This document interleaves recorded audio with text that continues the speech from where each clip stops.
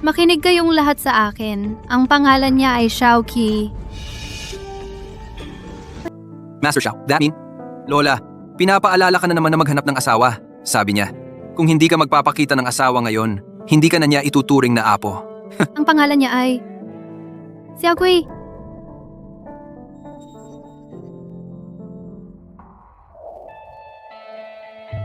Para mapanatag siya. Ngayon, talagang magdadala ng babae pa uwi. Xiaoqi. Ano? Kuya ko. Huwag kang magpatawa, Luo Nanzi. Ang prinsipe ng bilog ng Beijing ay nobyo mo. Oo nga, ang mga has na idamay si Master Xiao. Talagang tanga. Tigilan mo na yang biro mo, Luo Nanzi. Ang tinaguri ang prinsipe ng sirkulo ng Beijing ay nobyo mo. Oo nga, magkaugnay kay Xiao Ye. Sobrang tanga talaga. Hindi ako gumagawa ng chismis. Xiaoqi, ang nobyo ko yan. Sa mundong ito, kailangan mong manindigan, kahit paano. Huwag kang mangarap. Ang sinabi mo, kung marinig yan ni Xiao Ye, lahat tayong narito madadamay dahil sa'yo. Oo nga, ikaw, baliw na babae, huwag mo kaming idamay. Pasensya na kayo. Itong ate ko ay kagagaling lang sa bundok, walang alam sa mundo. Eto, may problema. Mamaya, darating na si Xiao Ye. Tayong lahat magkaisa sa sasabihin. Tingnan natin kung ano ang gagawin niya. Luo Qinyao, gusto mo bang ihiwalay ang sarili mo sa akin? Oo, ano ngayon? Ikaw nga ay ate ko sa ama, pero iba ang ina. Ang pamilya Luo namin ay matagal ka nang hindi kinikilala. Mukhang ang pamilya Luo ninyo sa mga nagdaang taon ay hindi naman naging maganda ang lagay. Anong ibig mong sabihin? Mahilig kang mamulot ng basura para mabuhay.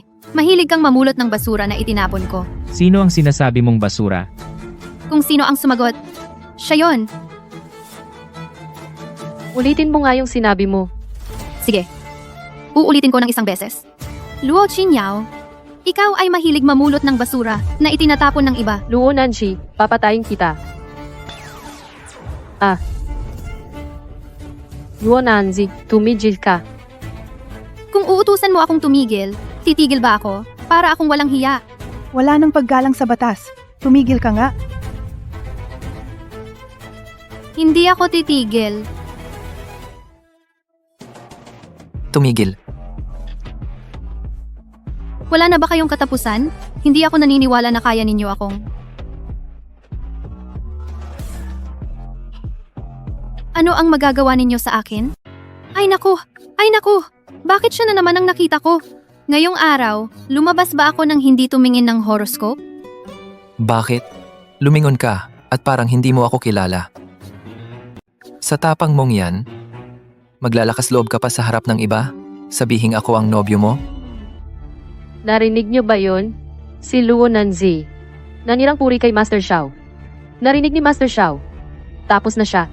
Luo Nanji, sinabi ko na sa'yo, huwag kang mag-imagine tungkol kay Master Xiao. Kung magalit si Master Xiao, alam mo ba kung ano ang kahihinatnan mo? Kasi, kuya, ang babaeng ganyan ay deserve lang yan.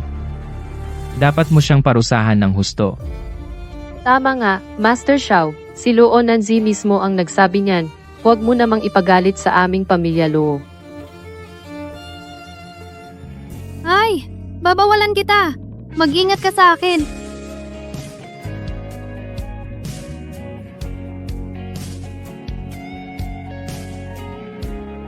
Ano itong nangyayari?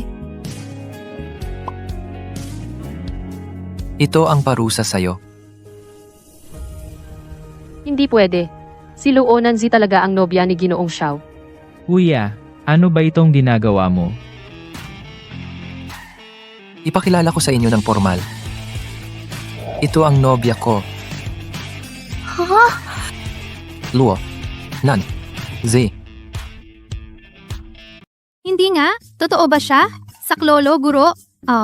Hindi na ako magsasalita ng walang saysay.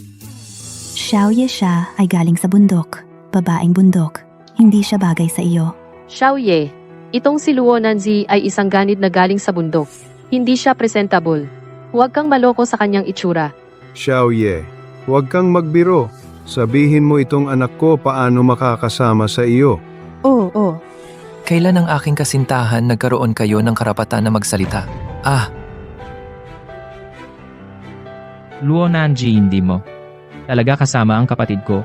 Oh. Tulad ng kapatid mo iyan ang tunay na lalaki. Niloloko mo ako. Ikaw nga ang niloloko ko? Ngayon, Luo Nanji, makikipaghiwalay sa iyo? Xiao Shiming sa kasal. Huwag kang masyadong magpakatapang. Luo Nanzi, hindi mo naman akalain na gusto ka ni Xiaoye. Isang ganit ka. Pasensya na. Xiao Ye, ako talaga ang gusto niya. Di ba? Asawa ko? Gusto ni Xiaoye. Ikaw na walang modo. Pasensya na. Xiao Ye, ako talaga ang gusto niya. Di ba? Asawa?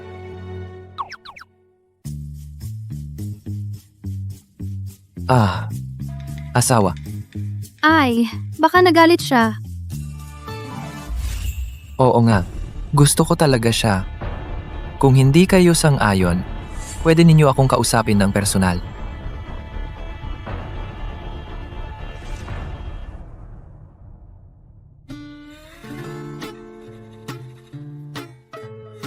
Si Luo Nanji, bida ng isang masayang kwento. Ang sarap! Sampal sa mga lalaking manloloko. Pagsabihan ng kabit. Masarap. Ang ganda ng gabi ngayon.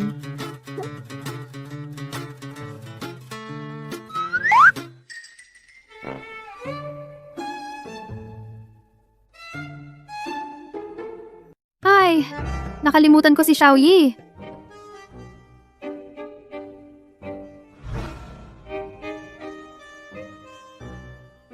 Salamat kay Jingquan Taizie sa lubos na tulong.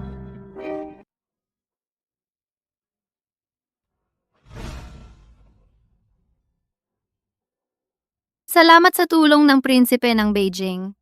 May gagawin pa ako. Kailangan ko nang bumalik sa bundok. Tayo. Magkita tayo ulit.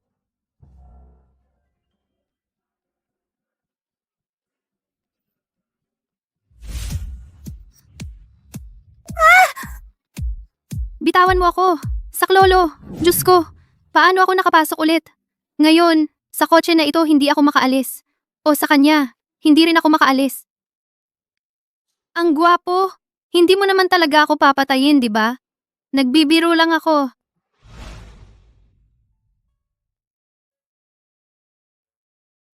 Hindi nga. Ulit na naman. Ano siya? Adik sa halik? Pwede ka bang tumahimik?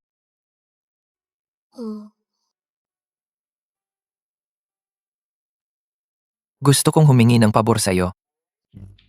Anong pabor? Nagkasakit ng malubha ang lola ko. Pinatingnan ko na sa mga doktor sa buong bansa. Sabi ng lahat, wala ng lunas. Anong tulong? Nagkasakit ng malubha ang lola ko. Pinuntahan na namin ang mga doktor sa buong bansa. Sabi ng lahat, wala ng lunas. Ganyan kalala? Ang huling hiling ng lola ko bago siya pumanaw ay gusto niyang makapag-uwi ako ng mapapangasawa. Ngayon, dahil sinabi mong ako ang kasintahan mo, dapat panindigan mo na. Kaya gusto mong magpanggap na kasintahan mo? Para lokohin ang lola mo? Nagbibiro ka ba? Ayoko. 5 milyon. Opo, Ginoo.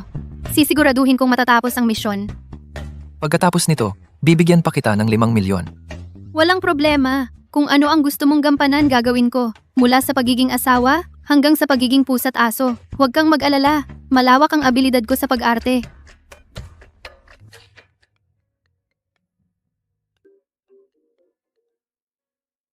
Uy, anong nangyari? Ano? Namatay na si Lola.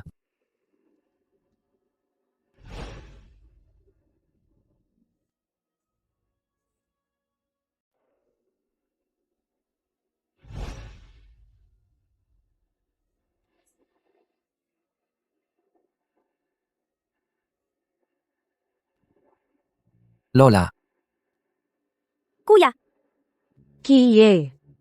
nahuli pa rin ako.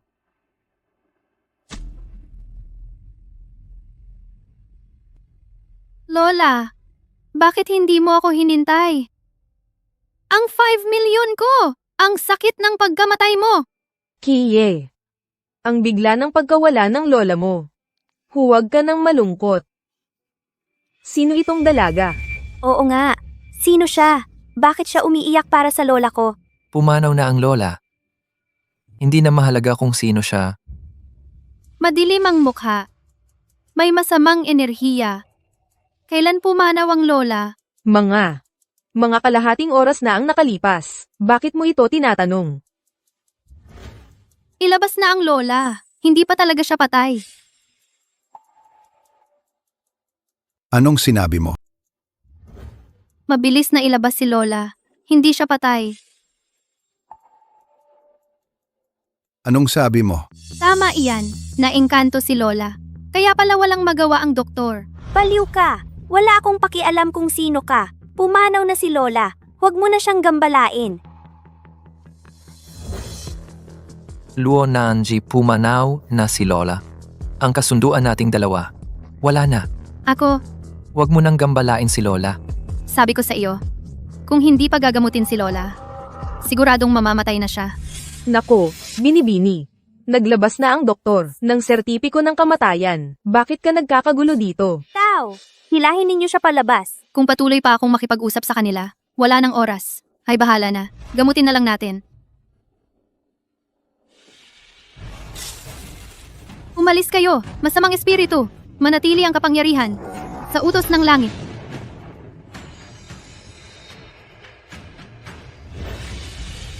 Luo Nanji, huwag ka nang magulo. Ako. Ganyan. Ikaw pala ay isang mandaraya. Tao, mabilis. Hilahin ninyo siya. Luo Nanji, huwag ka nang magulo. Ako. Sige. Isa kang manloloko. May tao. Hila ninyo siya palabas. Kuya, bakit ka pa nakikipag-usap sa kanya? May tao. Hila ninyo siya palabas.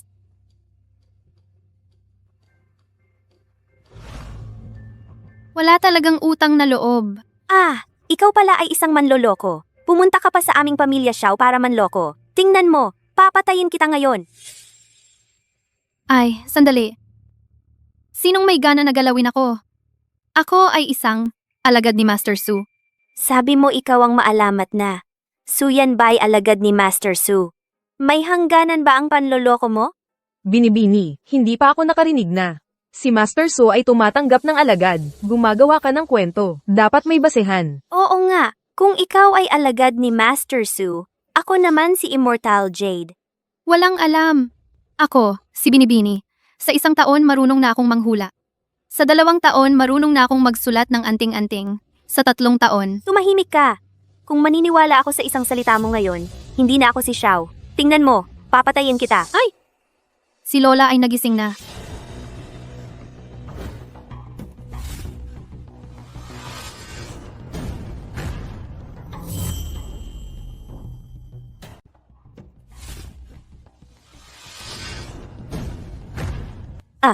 Moto, Nanay, Lola? Lola, Lola, hindi ka papatay. Buti naman. Buhay na buhay si Lola. Anong multo-multo? Ikaw, walang utang na loob. Tingnan mo si lola mo. Nabuhay ako. Hindi ka ba dapat masaya? Tingnan mo ang reaksyon mo kanina. Lola, bakit ako lang ang pinalo mo? Lola, ano ang pakiramdam mo? Komportable ka ba? Nararamdaman ko, ang sigla, mas mabuti na. Ikaw ang nagligtas kay Lola kanina. Kuya, si Lola mismo ang nagising. Anong kinalaman niya? Ikaw, walang utang na loob. Gumamit ka lang ng mga pamahiin para lokohin kami. Hoy, hindi naman. Bahala na. Dahil sa 5 million, tama na nga. Gumamit ka lang ng mga panlilinlang ng masa para lokohin kami. Hoy, hindi naman. Bahala na. Dahil sa 5 million, okay na.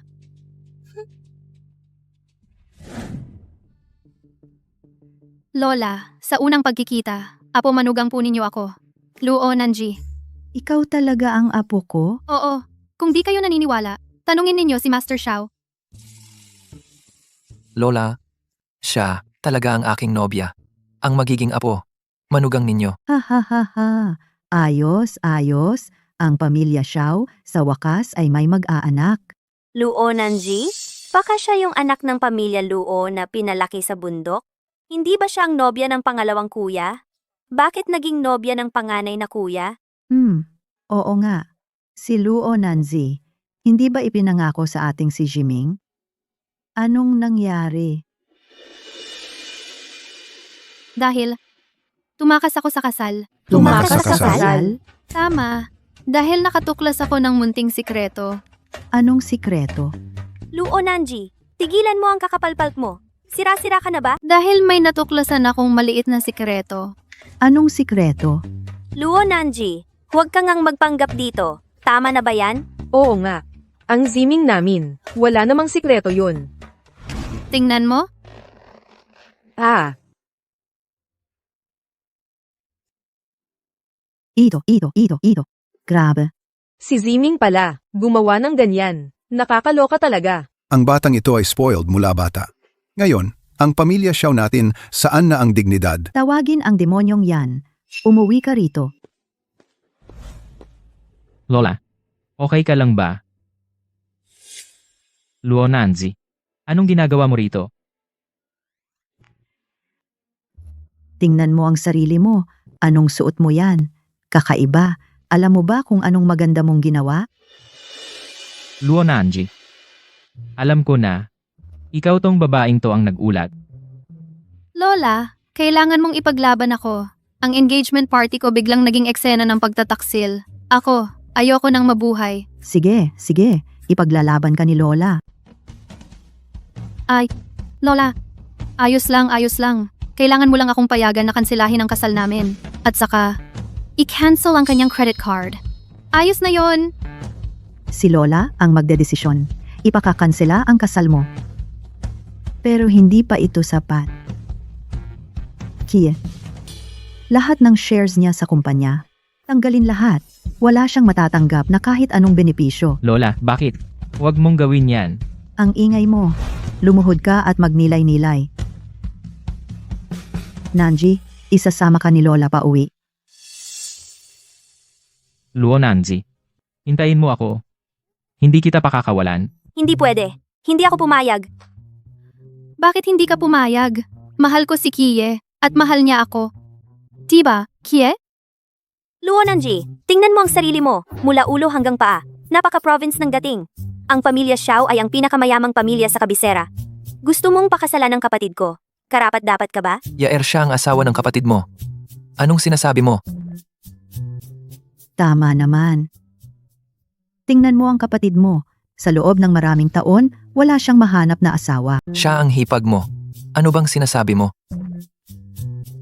Tama nga. Tingnan mo ang kapatid mo. Sa loob ng maraming taon, hindi siya nakahanap ng asawa. Sa wakas ay nagkakilala na sila. Huwag ka nang makialam. Tama nga. Bakit ba ako hindi makahanap ng asawa?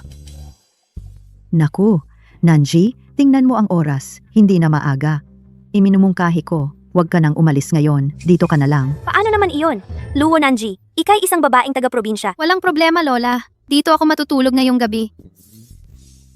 Sa isang dedikadong kontratista na tulad ko, dapat kang matuwa ng patago. Lola, pabalik na kami sa kwarto. Sige. Tara na, mahal, asawa ko.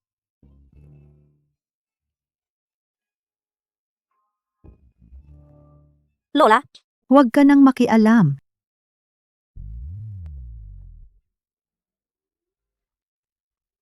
Ano ito? Ang kasunduan natin.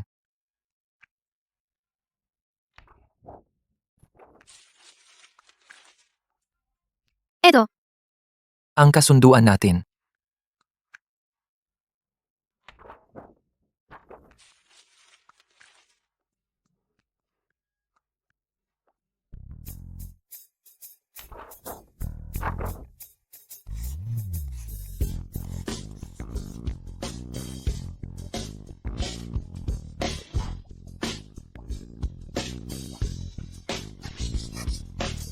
Alipay, 10 milyon ang na-receive. salamat sa inyong suporta, partner. Salamat sa pagbili. Mwah! Ano? Pagkatapos mong makuha ang pera, gusto mo nang umalis? Ang trabaho ko hindi ba tapos na? Naniniwala na si Lola sa relasyon natin. Sa susunod, kailangan nating magpanggap na mag-asawa. Nakasaad na yan sa kasunduan. Ano? Sinasabi mo na para sa 10 milyon na ito, ibinenta ko ang natitira kong buhay? Lahat? Basta't masaya si Lola palagi. Sa huli, bibigyan kita ng 100 milyon bilang pasasalamat. Mahal kong asawa, bahala na sa akin. Mahal kong asawa, Bilang pasasalamat. mahal kong asawa, bahala na sa akin. Mahal kong asawa, para hindi maghinala si Lola. Kaya ngayong araw, matutulog muna ako sa guest room.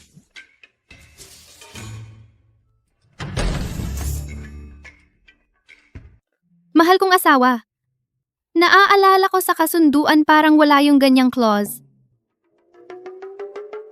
Hindi pwede. Ano ba iniisip mo? Kung lalabas ka ngayon, magdududa si Lola. Tara na. Ay,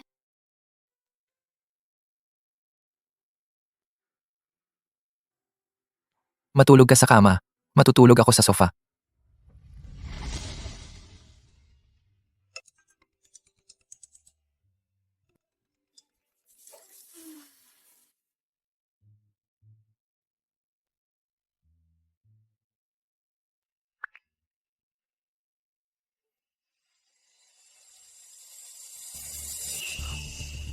ang daming tawag.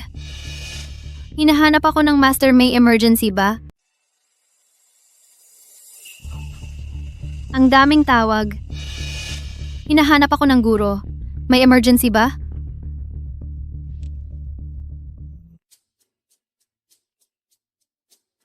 Ay sus! Buti natawag ka na sa akin. Sobrang kinabahan ako. Guro, lumayo ka sa camera.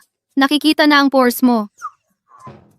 Nan, sa pagkakataong ito, maayos ba ang pagbaba mo? Ayos, medyo okay lang. Hindi ko masasabi. Bumaba ako para tapusin ang engagement. Bigla na lang nagpakasal. Mabuti naman, nahirapan si Nan. Kung hindi dahil sa utang na loob ng pamilya Xiao sa'yo, guro, hindi kita papayagan na bumaba, makipagkita sa gago na iyon. At pahirapan ka pa, makipagkita sa pamilya Luo.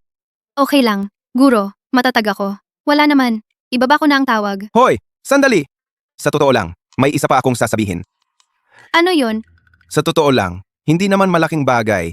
Ako, ang guro mo, aksidenteng nawalan ng isang sandata. Ano? Nawala mo na naman? Ilan na ba yon? Pang-8 ba? Aksidenteng nawala na naman ang isang artifact. Ano? Nawala mo na naman? Ilang artifact na ba ang nawala mo? Ika-8 ba? Isang jade pendant. Ako, ang iyong master. Now, ay naglaro ng poker at natalo. Hahaha. Master, ang galing mo talaga. Ngayon na ang auction. Gamitin mo na lang ang card ko. Alam mo naman, ako, ang iyong master, hindi talaga pwedeng lumabas sa publiko. Lahat ay iaasa ko na sa aking mahal na estudyante. Oo, alam ko na. Bahala na sa akin. Buti na lang may estudyante ako. Wow. Itong mangkok. Wow. Itong mangkok. Masyadong peke naman. Hindi talaga kamukha ng isang bagay mula noong nakaraang siglo. Master Xiao, sa wakas ay dumating na kayo. Dahil sa inyong pagdating, parang nabasbasan ang auction na ito. Ang kalidad ay biglang tumaas. Master Xiao, ngayong pagdating ninyo ay nasa tamang oras kayo. Ang mga kayamanan ngayon ay isang beses lang sa 1,000 taon, antas biglang tumaas. Xiao Ye, ngayong pagdating mo, saktong-sakto ka sa oras. Ang mga kayamanan ngayon iyan ay minsan sa 1,000 taon. Lalo na ang Jade Pandang. Sabi nila ay mula sa isang misteryosong amo na nakuha iyon. Ang gawa ang itsura. Talagang perpekto. Manong yung bagay na sinabi mo kanina, puno ba ng mga ukit na may mga inskripsyon? Ang ganda ng babaeng ito. Xiao Ye, tingnan mo. Hindi ba yan ang iyong batang asawa? Oo nga. Sabi nila, yung misteryosong amo. Para protektahan ito kahit natutulog, yakap-yakap niya ito. Kahit natutulog, pinoprotektahan Shifu. Sasabihin ko sa kanya, yung gamit mo ay natalo sa sugal. Itong manong, kaya iiyak ba siya dito mismo? Pero narinig ko rin, yung misteryosong amo parang hindi masyadong matalino.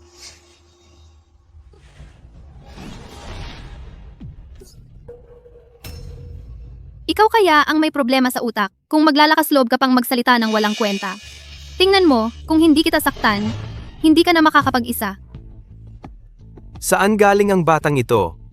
Naglakas loob kang ihagis ako. Naniniwala ka bang matatalo kita hanggang sa hindi mo na kayang alagaan ang sarili mo? Saan galing ang batang ito? Ibinagsak mo ako? Ngayon ay ipapakita ko sa iyo kung ano ang tunay na Chinese Kung Fu. Laban. Mahal kong asawa, tadhana talaga. Nagkita tayo muli. Bakit ka nandito? Aling mata mo ang nakakita na para siyang asawa mo? Sinadya mo ba akong hanapin? Mukhang hindi ko naman inanunsyo ang itinerary ko ngayon. Teka, pwede bang wag kang masyadong mayabang? Pumunta ako para sa auction, hindi para sa meet and greet mo.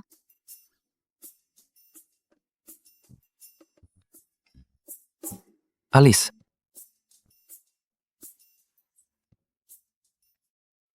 Magandang araw. Gusto kong pumunta sa auction. Pakirehistro po. Ang auction na ito ay nangangailangan ng malaking deposito. Ikaw naman, Kumusta pupunta ako sa subasta? Pakirehistro po. ang subastang ito ay nangangailangan ng malaking deposito. Kayo?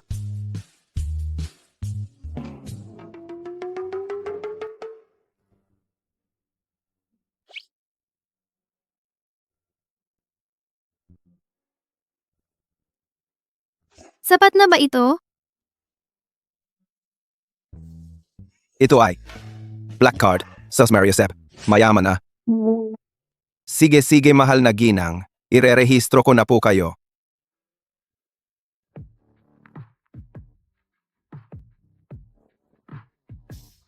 Tingnan natin kung ano ang kaya ng babaeng ito kayang gawin ng mga kalokohan. Luo Nanji, ikaw talaga ay kawili-wili, tara na. Pumasok na rin tayo.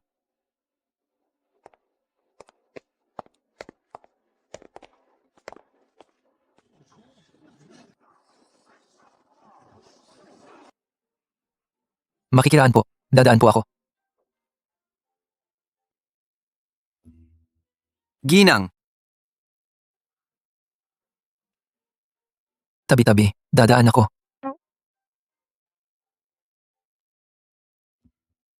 Ma'am, gusto mo talagang amo namin, no? Kahit saan siya pumunta, sumusunod ka. Kayo dalawa, parang may invisible strings na nag-uugnay sa inyo.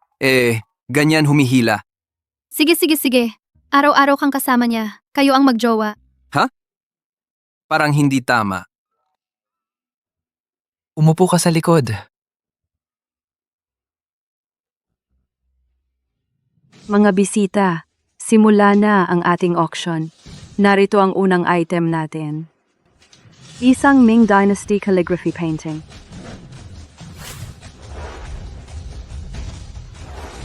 Simulang bid ay 500,000.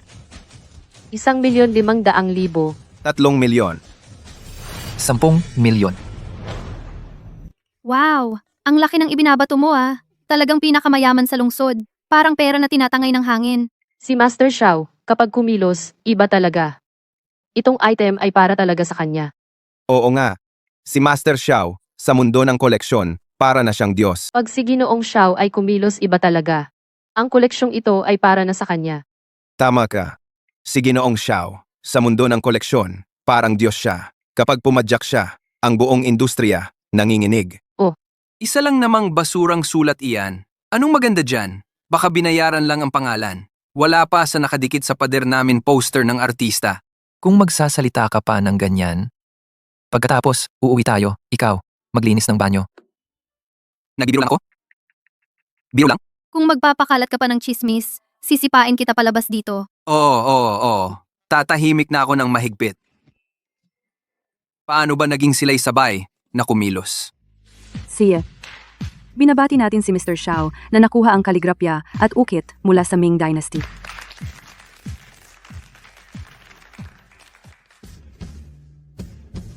Panimulang bid, 800,000. 1,5 milyon. 3 milyon. 4 milyon. Sige, binabati natin ang ginoong ito sa pagkapanalo ng item.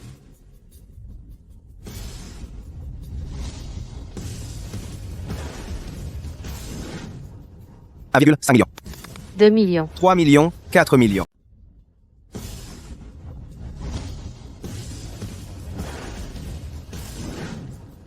Isang milyon at 500,000. 2 milyon. 3 milyon, 4 na milyon, 5 milyon. 6 na milyon. Binabati kita. Binabati natin ang lalaking ito sa pagkapanalo ng item.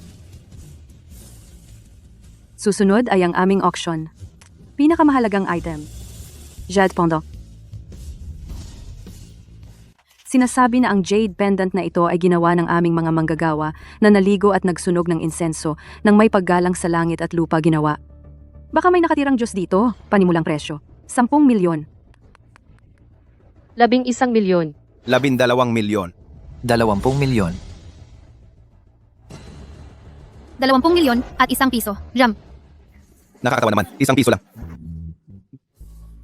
20 milyon at 1 piso. Nakaka-awkward naman na sabihin mo iyan. Gising ka ba? Mukhang natutulog ka pa yata? Nanaginip ka ba? Ano naman? Madam, ang mga item dito, ang minimum na bid increase ay 1 milyon. Ay, walang ganito mag-bid. Ganun pala. 22 milyon. Bakit? Gusto mo ba talaga ito? Ang starting bid ay 1 milyon. Walang ganun magtaas. Ganun ba? 22 milyon. Ano? Gusto mo ba talaga ito? Pumunta ako para sa jade na ito. 30 milyon.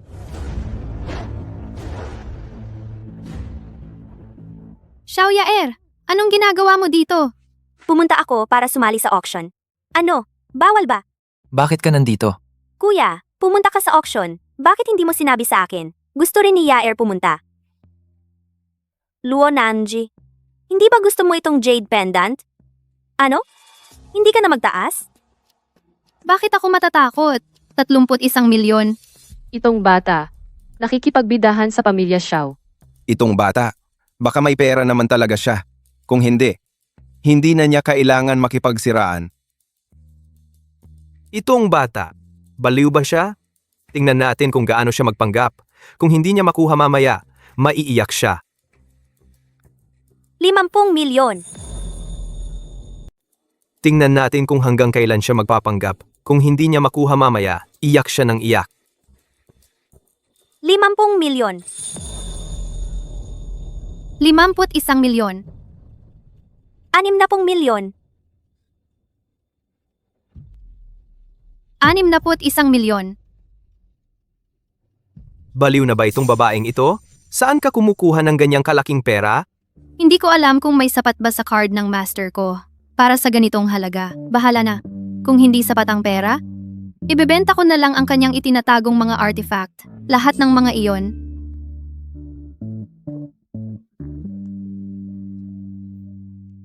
Opo, 61 milyon. Kasalukuyang tawad ay 61 milyon. Mayroon pa bang tataas pa? 70 milyon. Opo, kasalukuyang tawad ay 70 milyon. Mayroon pa bang tataas pa? Binibini sa pintuan, tataas pa ba kayo? Huwag lang makuha ng babaeng iyon, kahit sino pa ang makakuha ng kayamanang ito. Hindi na ako tataas. Aatras na ako. Binibini, tataas pa ba kayo? Oo, 71 milyon. Ginoong Xiao, hindi na ba kayo tataas? Bibitaw na ako. Pasensya na, Miss Dagdag pa ba? Dagdag 71 milyon. Ginoong Xiao, hindi ka na ba magdadagdag? Bibitaw na rin ako. Ano? Sige, 71 milyon, una. 71 milyon, ikalawa. 71 milyon, ikatlo. Binabati kita, Miss Luo. Nakuha mo ang jade pendant na ito. Yehey!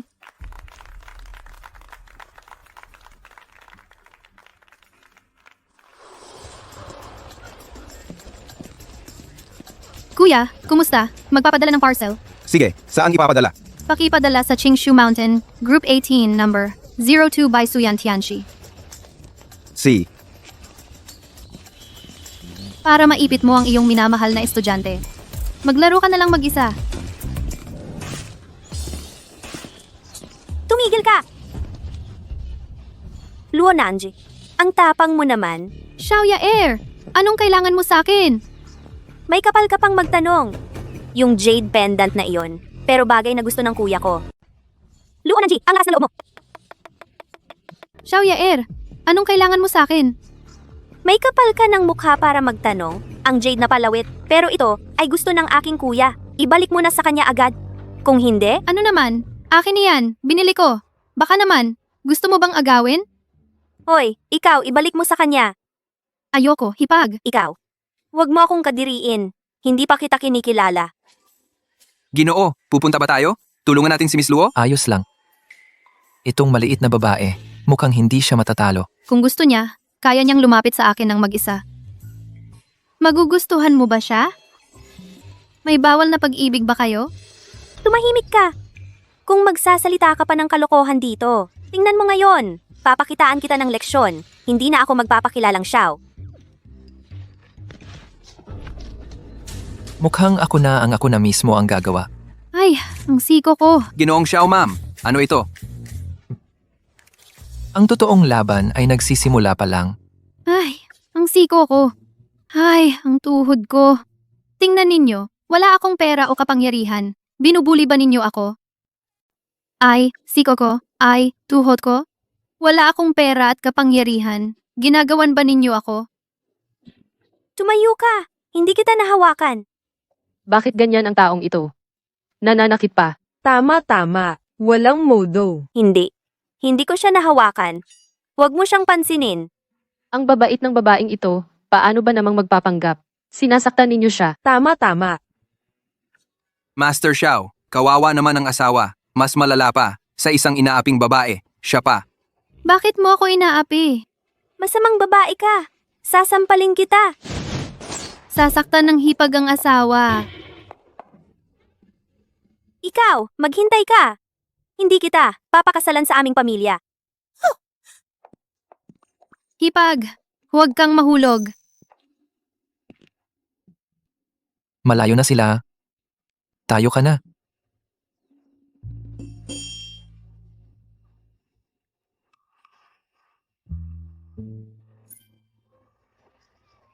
Galit na galit si Yar sa iyo.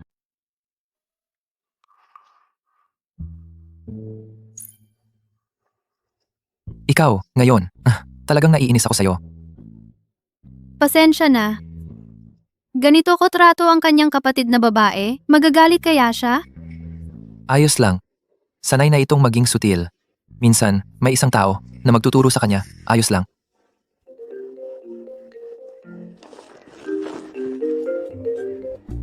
Oy, Buwisit kang babae ka. Gusto mo talaga naguluhin ang bahay, di ba? Umuwi ka na agad. Kung hindi, ako.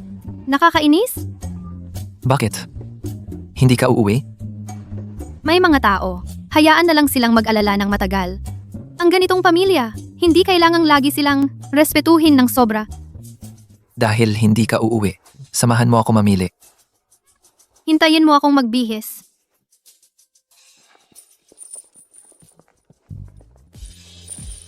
Bakit mo ako dinala sa palengke ng Antigo? Malapit na ang kaarawan ni Lola. Siya, walang ibang libangan, kundi mangolekta ng mga antigong bagay. Anong kinalaman ko? 100 milyon. Mahilig lang mangolekta ng mga antigo. Anong kinalaman ko dyan? 100 milyon. May kinalaman, may kinalaman. Ang gusto ni Lola ay gusto ko rin.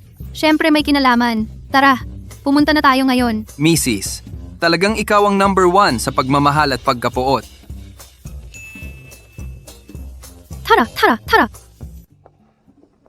Lausu, tagal na hindi nagkita. Hindi ba ito si Master Xiao?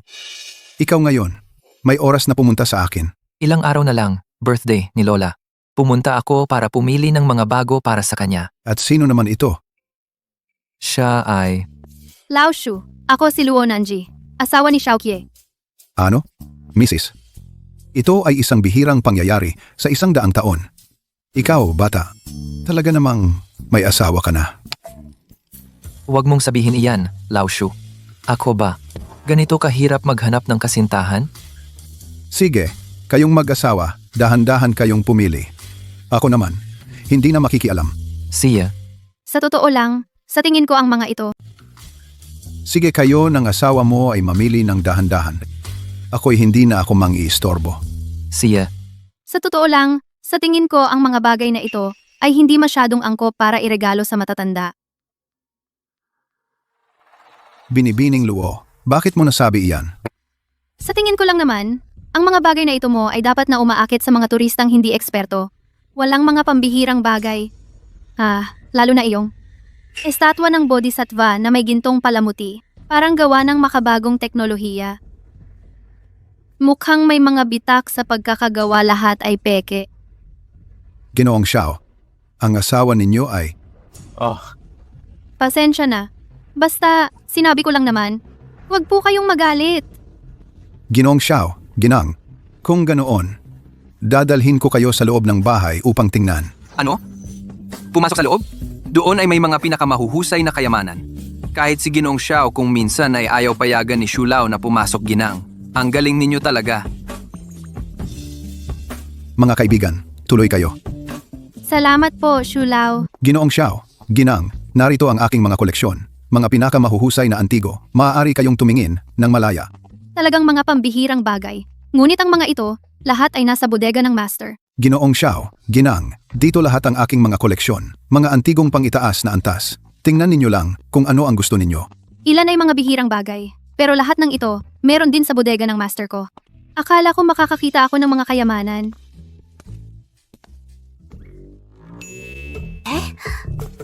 Ano ito? Ma'am, huwag mong hawakan niyan. Ito. Isang Taoist siling talisman. Ma'am, huwag gawin. Ito ay ibinigay sa aking maraming taon na ang nakakaraan sa guho ng isang Taoist temple ng isang misteryosong tao. Sabi nila, ang laman nito ay hindi mabibili ng salapi. Pero kasabay nito, mayroon itong tinatakpan isang sinaunang masamang espiritu. Inisip kong humanap ng isang dalubhasa upang maayos itong pangasiwaan. Kaya lagi maingat itinatago ito rito. Ma'am, huwag mo talagang hawakan. Taoist Temple, misteryosong tao, sinaunang masamang espiritu. Huwag mong sabihin na ikaw na naman ito, master. Dalubhasa. Yun ay marahil ang maalamat na Tianxi ang makakapagbukas nito, di ba? Ma'am, Ay, Sulao. Ma'am, anong ginagawa mo? Madong, Hoy, Sulao. Madong ano ito?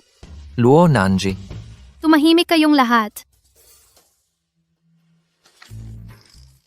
Talagang mapaminsala ang guro mo.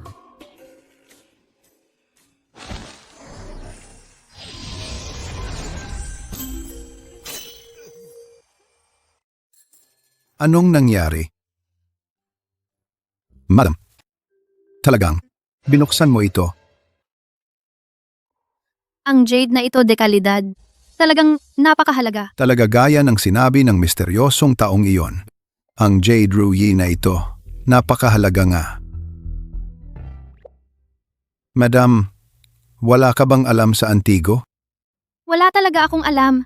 Sa tingin ko lang, ang jade na ito ay dekalidad. At interesado lang ako. Sige, madam. Talagang matalas ang mata mo. Dahil kaya mong makuha itong Jade Ruyi. Sige, Ginang. Talaga kang matalas ang paningin. Dahil nakuha mo ang Jade Ruyi na ito, ibig sabihin, ikaw ay may kaugnayan dito. Ako itong matanda ngayon, ay ibibigay ito sa iyo. Ginoong Shu, sa totoo lang, hindi na ako magtatago. Gusto ko pa ang kahon na ito. Isama mo na dalhin mo ito. Salamat, Ginoong Shu. Saan ka pupunta? Sasamahan kita. Hindi na. May sarili akong gagawin. Okay lang, huwag kang mag-alala. Ang kaarawan ni Lola, darating ako sa tamang oras. Aalis na ako. Kumusta na ang ipinagawa ko sa iyo? Sagot, Ginoong Xiao. Si Luo Nanji noong bata pa siya, pinalaya siya ng pamilya Luo patungo sa isang lugar na tinatawag na Bundok Qingshu. Nanatili siya kasama ang kanyang guro, si Guro Sutian, na nagsasanay. Bundok, Qingshu.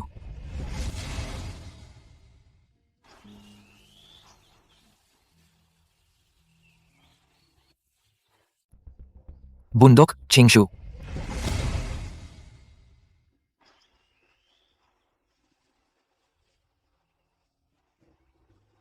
Paikot-ikot lang. Bumalik pa rin dito.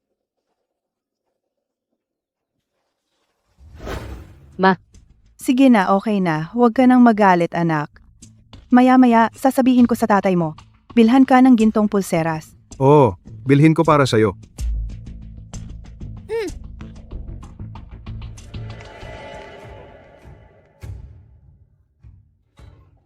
Pag may bago, nakakalimot ang dati.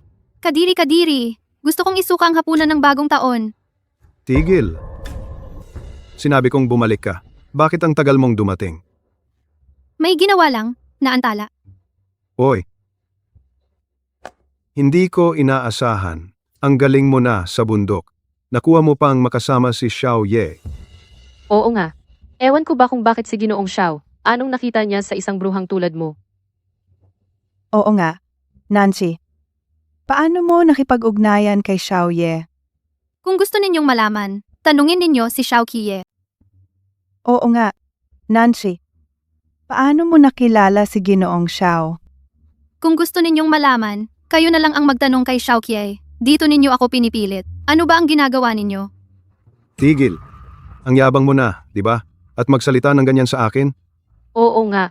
Tay, tingnan mo nga siya. Nagdulot siya ng malaking gulo sa pamilya, at ang yabang pa niya. Wala siyang paki sa amin. Bakit ko kayo papansinin? Sa paningin ninyo, ako ay isang istorbo.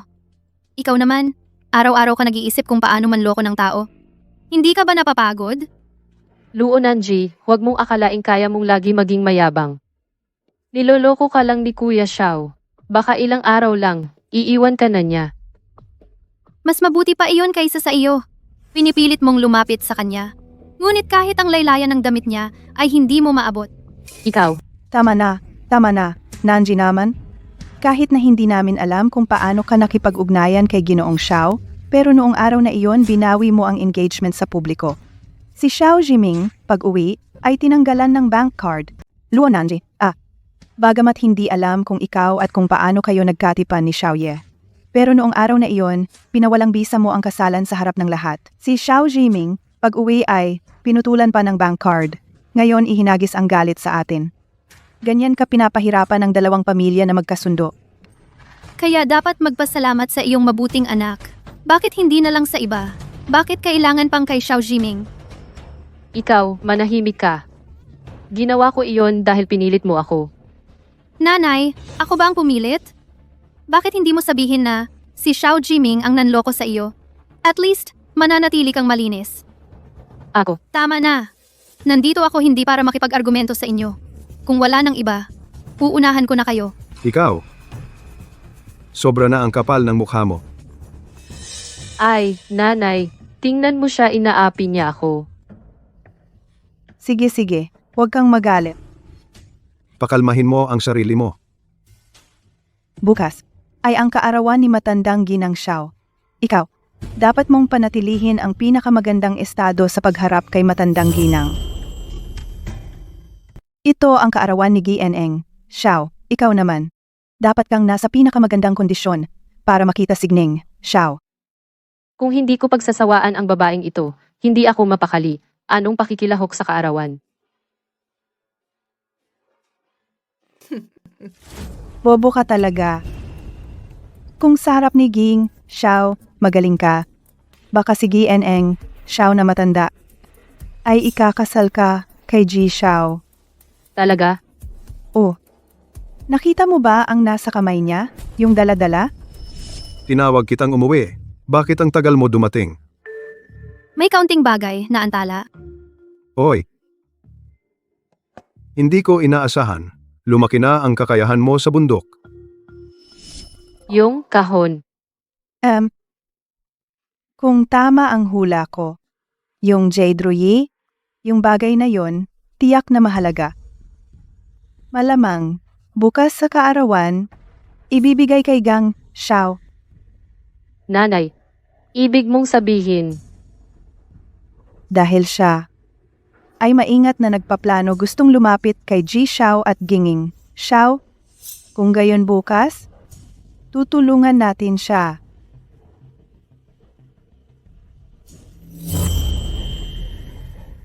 Gusto mong lumapit kay Master Xiao at sa matandang ginang Xiao. Bukas, tutulungan natin siya.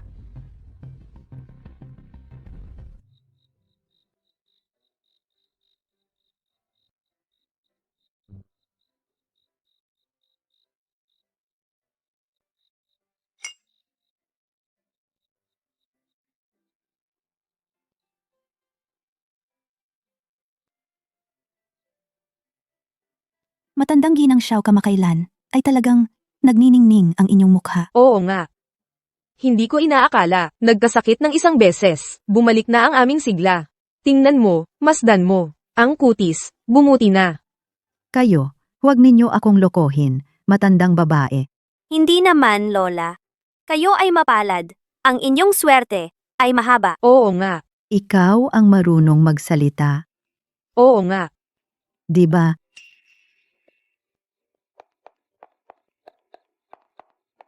ang dalaga ng pamilyang Luo ay talagang maganda ngayon. Ang pamilyang Luo ay tunay na kilalang pamilya. Oo nga. Sobra naman kayo. Ang ganda talaga ni Miss Luo ngayon. Talagang isang kilalang pamilya ang Luo. Oo nga. Sobra naman kayo. Ako ay isang tunay na dalagang may magandang pinagmulan. Luo Nanzi, ikaw, isang tagabundok na walang alam. Wala kang laban sa akin.